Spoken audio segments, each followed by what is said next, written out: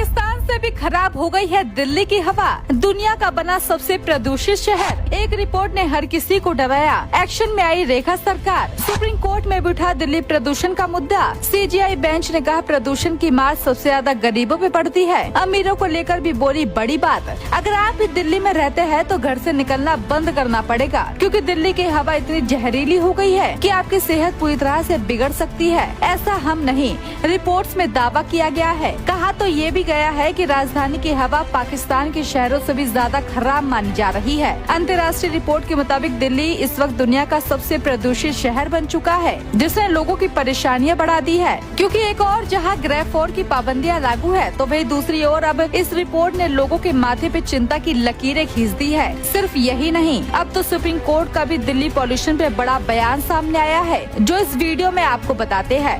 दरअसल इन दिनों दिल्ली की हवा जहरीली हो गई है, ऐसा रिपोर्ट्स में भी दावा किया गया है। लेकिन दिलचस्प बात यह है कि साल 2025 में पूरे साल के आंकड़ों को देखें तो 2024 की तुलना में वायु गुणवत्ता में कुछ सुधार जरूर दर्ज किया गया है।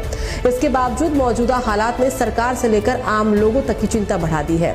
सड़कों पर धुंध और आंखों में जलन अब रोजमर्रा की परेशानी बन चुकी है। इसी बीच दिल्ली सरकार भी फुल एक्शन मोड में है।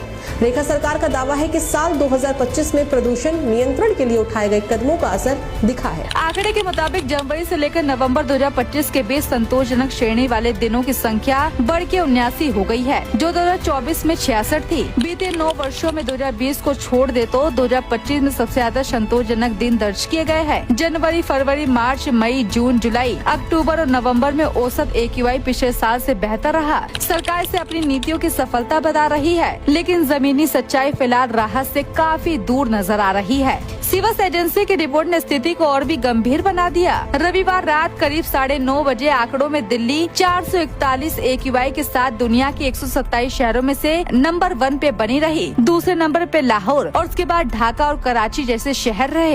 एक्सपर्ट्स के मुताबिक मौजूदा प्रदूषण की सबसे बड़ी वजह मौसम का मिजाज है। पश्चिमी विक्षोभ के असर से हवा की गति 10 किलोमीटर प्रति घंटे से भी कम बनी हुई है।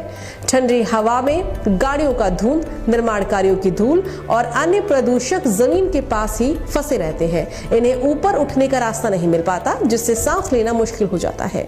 ऐसे हालात में बुजुर्ग, बच्चे और पहले से बीमार लोग सबसे ज्यादा प्रभावित हो रहे हैं।